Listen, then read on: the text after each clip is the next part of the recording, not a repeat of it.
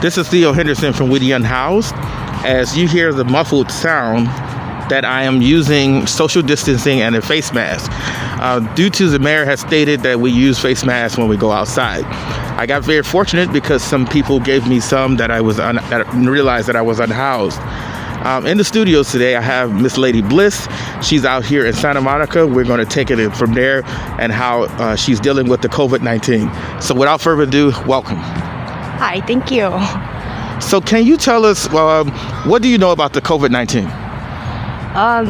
What I do know is that it's like a respiratory disease. It's a pandemic. It's driving the world mad. And me, I actually had respiratory problems. I was born with 4 different heart problems. So for me, it's a little more scary than others. Well, that's how I feel about it. I know that as we keep going, that things just kind of get a little rougher, especially out here. Like, I came out here because I knew it was easier to be, on the streets and houseless out here. Where did you come from originally? I came from Colorado Springs. In Colorado Springs, if you get caught sleeping outside, or especially with the tent, you will definitely go to jail for about a week. You'll get a fine and everything. So I've already been to jail twice for sleeping outside and trespassing in a train, sleeping in a train. So I kind of used the COVID-19's travel deals, and I flew out here for like $30. The COVID-19 travel deals. What is that? That's the first I've ever heard of it. A lot of airlines, they've just gone super cheap to fly to like major cities. So from Denver to LA, it was $30 one way. I think to Hawaii, there's places where it's like $19. Wow. A lot of airlines are very, very cheap right now. My question I would like to ask is how is Colorado Springs dealing with the COVID-19? It sounds like they're arresting people. Yeah, that's what it sounds like. That's why I left.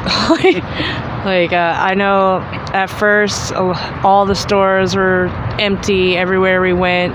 Traffic was crazy, and then all the bars started closing. As in Colorado Springs, I worked in a lot of the music industry, so it really shattered that, especially with the 420 coming up. It really shattered everything for a minute.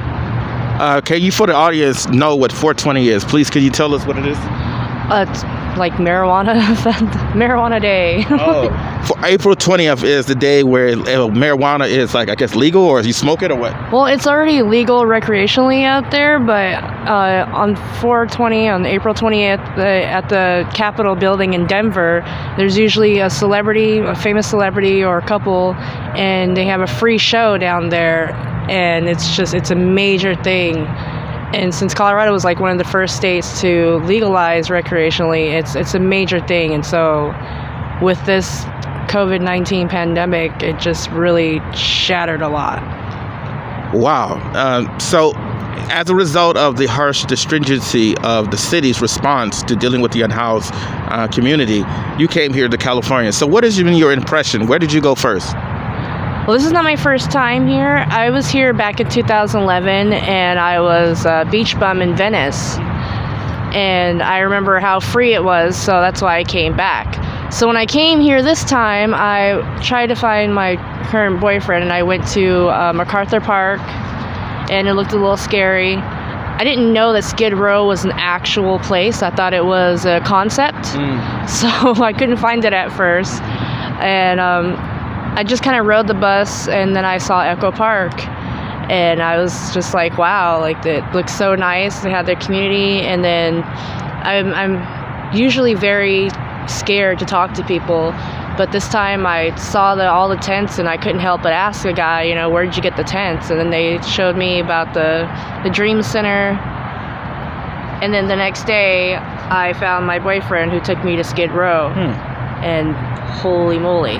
So what is your impressions about Skid Row? Because I hear, because a lot of people are in different places. I'm currently was in Chinatown, but let's talk about that. Me being from a small town of Colorado Springs, Skid Row scared the crap out of me.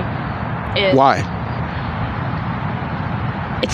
Oh my gosh, it's like something you see from a movie when you think of homeless people. You think of like the movie. That's what it looks like to me. It's filthy. there's so many people, and it seems like a good chunk of them are on drugs and might hurt me. So I was very afraid. Like I'd rather stay under a bridge by myself. Well, to be fair, that's probably much the perception a lot of people think about unhoused people in Skid Row. So, we have those, unfortunately, not realistic things as well. But there is a lot of recovery places down in Skid Row. So that's where there should be anyway, because, we've been building a system around them. We're encroaching. Unfortunately, the gentrifiers have encroached on their space, and not the other way around. The second thing I wanted to talk to you about is that as a result of being in Skid Row, do you think you would be able to survive there due to COVID-19? I know I could, because there is a lot of resources. So like the shower, like even still, sometimes I still have to go there. Or, I feel the need to go shower, wash my clothes, charge my phone. But my gosh, with the COVID-19, that's a big fear. And then I hear that one of the staffers was just passed recently, and so it really makes me afraid because it's so congested. I wanted to point out it too. So the reason I'm asking this question is because the Union Rescue Mission, which Andy Bales is the CEO, there was a staff member that has COVID-19 in Skid Row. And to think of it, they have different programs like feeding and things like that. That puts the unhoused community at risk. And second thing is over 35 police officers, LAPD, has COVID-19. That also puts the unhoused community at risk. But the city is not ready to talk about that. So do you have any fears that the cop would come up to you and unwittingly infect you? Oh, definitely. The cops out here are much different from Colorado Springs. I was actually in El Camino College charging my phone, and I just instantly got harassed, and I was completely thrown off. And then I see them, when I did stay in Skid Row, I see them, kind of going around and just questioning random people for no reason, and I don't understand it. So when I hear about the cops being infected like that, it definitely gives me great fear for everybody down there. And so the audience to know that recently, that in Hollywood, like 2 days ago, there are police officers that are running around terrorizing unhoused people during this pandemic. They're running around telling them to find a local shelter. And to be clear, they're over in San Francisco, 70 people, unhoused people that are infected in those close, tight quarters of shelters. There in Granada Hills, there is a person that was infected that's unhoused having a shelter. So many unhoused people that I've talked to are definitely afraid to be trying that option. And we want to send a message to the police officers to stop terrorizing unhoused people even through this pandemic. Well, definitely. I personally don't want to go to a shelter. It's another reason why I left Colorado Springs, because I would rather sleep in my tent and be nomadic. And then when I see the shelters that they're making out here for the pandemic, it looks like a concentration camp. And it scares the crap out of me. And then I heard that they were giving people tests in the morning, every morning, which is cool. But then they said that their thermometer wasn't even reading right. And then when she brought it up, they just kind of brushed her off because, that's how they treat people. And not only that, too, because the Alpine Recreation Center, I witnessed, it looks like a horror movie, a B-rated horror movie. The hazmat suits, the police, the overabundance of police, and the stringent rules, and the garbage cans. That's the one that resonates with me. They're telling unhoused people to put their belongings in garbage cans, which lines up with the city attorney stating that unhoused people get their stuff from garbage cans. So they're reinforcing that, as well as Council Member Paul Koretz saying that unhoused people can find a rag to put over their face with through the garbage, which cause all kind of diseases. So as a result of that, you're in Santa Monica, and I was unhoused here too. They have a place called San Michelle. Have you been there yet? I have not. The only place I've been out in Santa Monica is the OPCC. Yes, that's the place. Oh, then yeah. I was there when I was back in 2011. Yeah. And I never stayed there, but I go there now to get food. And I learned that they don't give out clothes right now because of the pandemic. They only give it as an emergency. So I've been wearing the same clothes since I got here. And I'm used to it now, but it just shocked me because when I first came here in 2011, it was just so great. when I was here, I was unhoused here out in Santa Monica, and I went through another time. I think like 2004, 2006. There was a very huge NIMBY crowd, and they would really terrorize the unhoused place. And when I returned back here, I used to sleep into the Tomver Park, but the police and the park rangers would run us out. So I was wondering, how are you dealing with the food situation? Are there still people out here feeding? Because they used to find people out here. Yeah, the food situation's a little different. I try to make it to the OPCC at the times that they serve food. Mm-hmm. One time I saw somebody did come around and hand out salads, so I did try to be at Tongva Park every afternoon, and they never came back so far. So food is definitely, it's kind of been rough because since I came here during the COVID-19 pandemic, I can't get my food stamps, I can't get GR, I can't get anything until they open again. That's one of the things I wanted to talk to you about, because there's many unhoused people that don't know that you can apply for this stuff online. And I'm going to do a podcast, a instructional tutorial about how to do it, because I'm running into it. So you guys definitely need to eat, and I'm going to make that part of this episode. I can't, because I was born in a military base in Germany. And there's no way to answer that online. And so I just can't. That's unfortunate. Well, we could try to try something else, because you still got to eat, no matter if you can or not. Do you have an ID? Yes. Well, then if you have an ID, then that's all you need. Oh, I didn't know that. That's all you need. Yeah, I mean, you don't need birth certificate. You don't need anything. I kept trying to answer it. I mean, when I came here before, usually when they get to that part, then they go and they talk to somebody, and then they're like, "Oh, she's got it." During the pandemic, there's a lot of relaxed restrictions, so I can show you how to do that, so you can get some help with that. Is there anything else would you like to talk about to let the listeners know about you? Yes, definitely.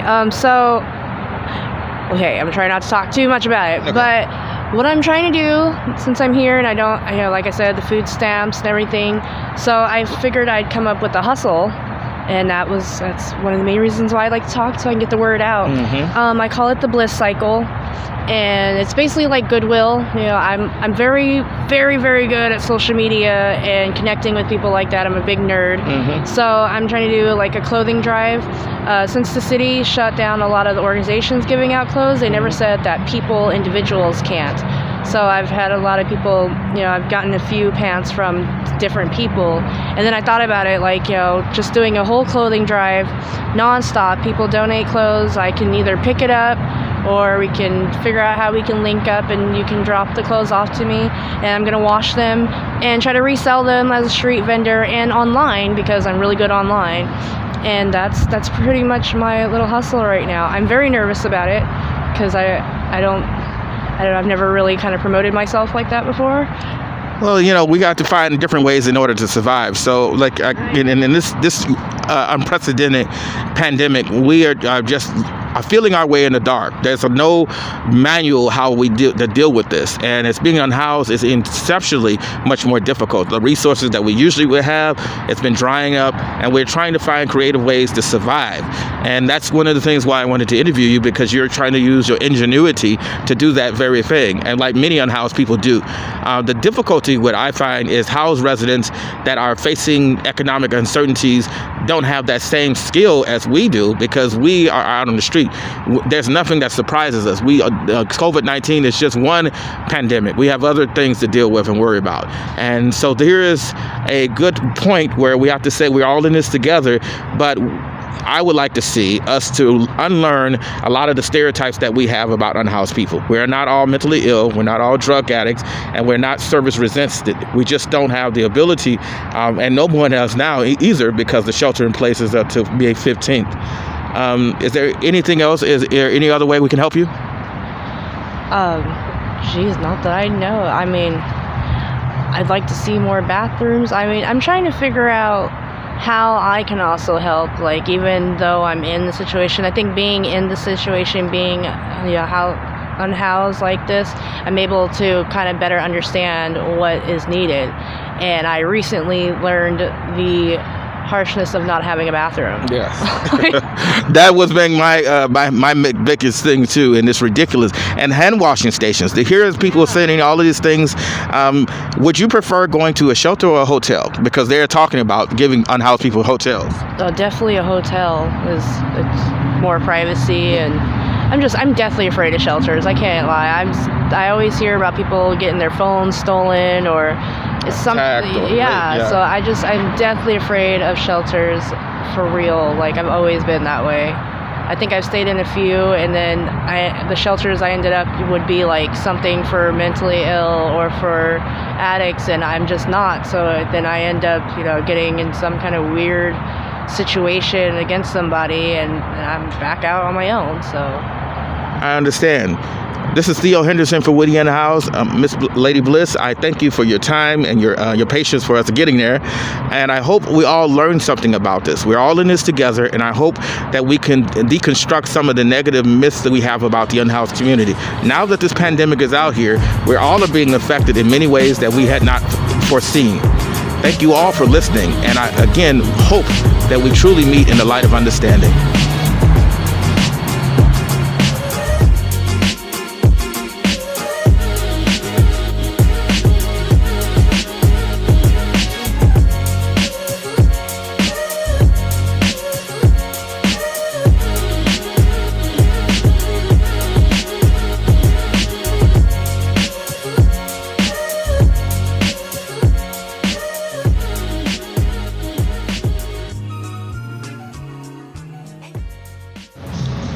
Good evening, this is Theo Henderson from Whitty Unhoused.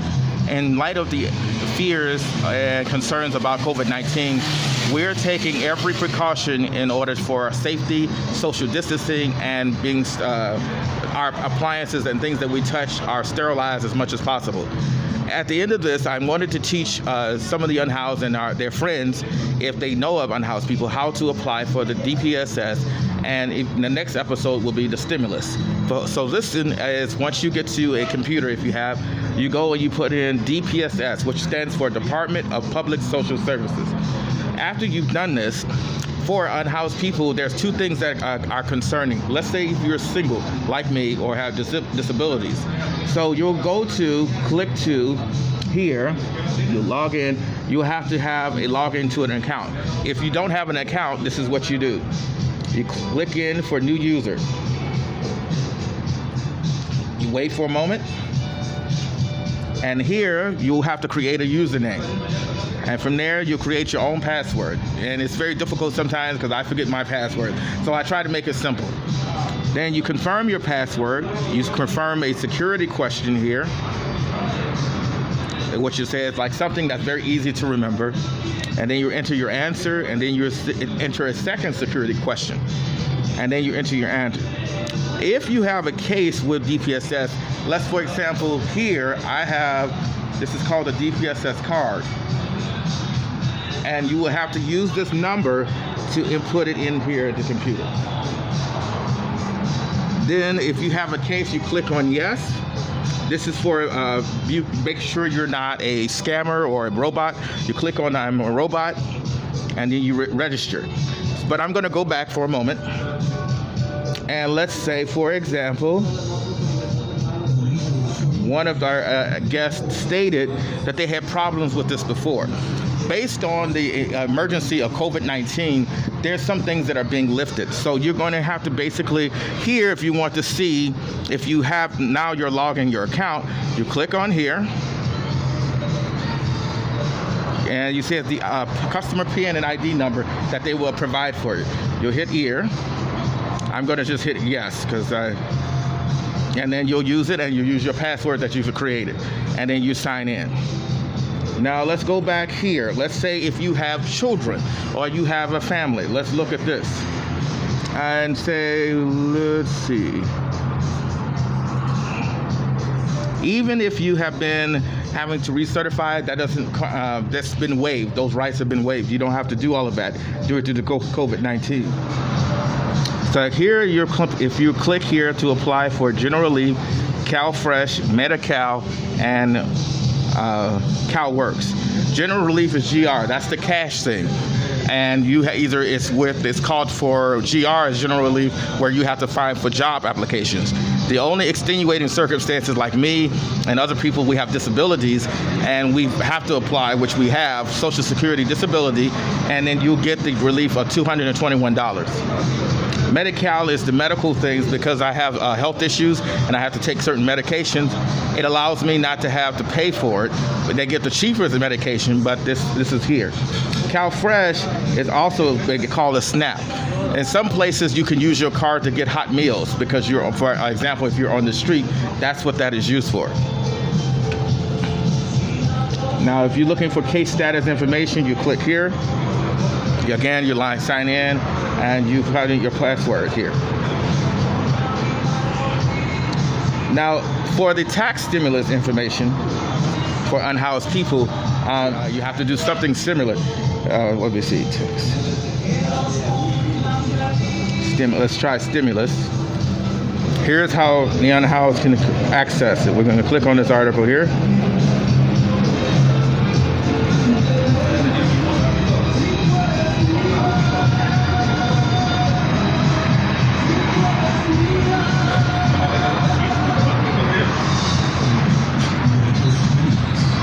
Well, this is one of the ideas of things that happens for unhoused people, so I'm glad it's happening so we can see how the time it takes. And imagine, if you will, if you don't have a charging station and you're using this on the phone. How long is this? Okay, so here we are. It says poor and homeless people are included in the CARES Act stimulus, but they'll probably have to raise their hand to get it. So I'm going to help you try to see if we can get it, as many of us as possible. So here's one of the requirements. Congress passed the $2.2 trillion coronavirus relief bill on March 27th that President Trump signed into law the same day. This third legislative action in response to the COVID-19 pandemic is the largest aid package in history and includes nearly $300 billion for direct payments to low and moderate income Americans. The infectious bill has killed 2,860 U.S. residents as of March 31st and brought the economy to a screeching halt.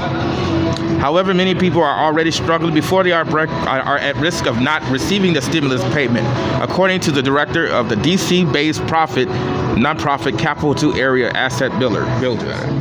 Anyone with a Social Security number who is not a dependent of anyone else should be eligible for a check under the income gaps.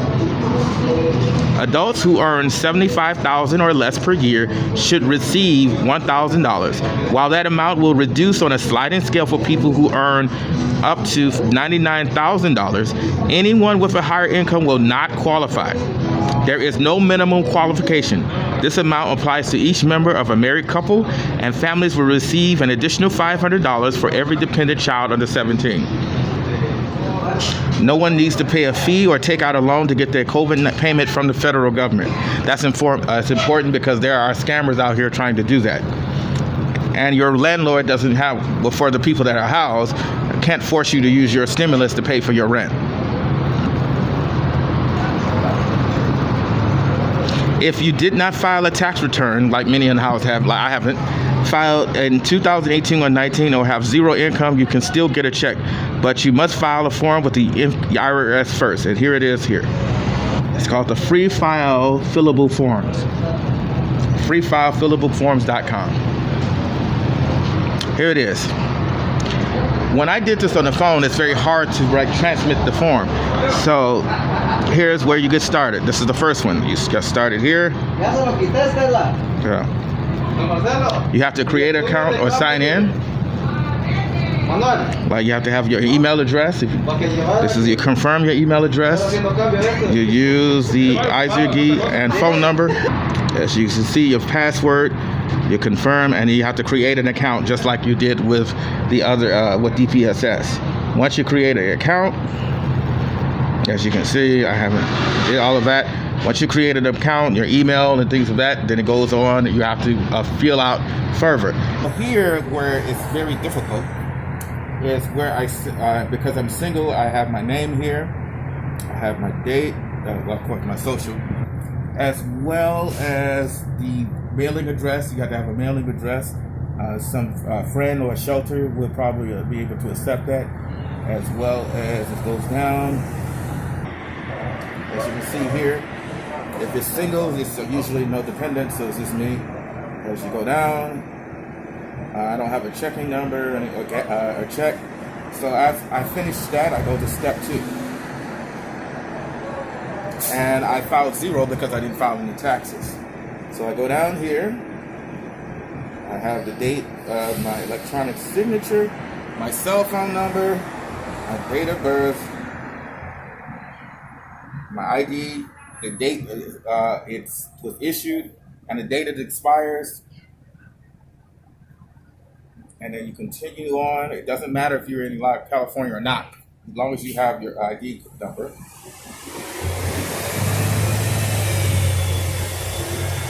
For security purposes, they use this. So I submit. And then here, I must agree. And then I transmit it to my return. You were successfully sent, and then I sign out. The reason why I did this is because many unhoused people are at adrift. They don't know what to do and how to apply for benefits or to follow up on if their benefits are available, and most importantly, are they eligible for benefits. But according to DPSS officers have stated that your services and your benefits will not be uninterrupted. You will not be able to get any money. So you can go and take the time to do this. This is what we the Unhoused do, is to try to educate as many people as possible. And if you are a housed person that knows many of the unhoused people, if you know one, teach one and reach one. Make sure we can get many of the unhoused to get some benefits for some food or the necessary things that they can do to survive. We're all in this together, and this is Theo Henderson for We the Unhoused, and may we again truly meet in the light of understanding.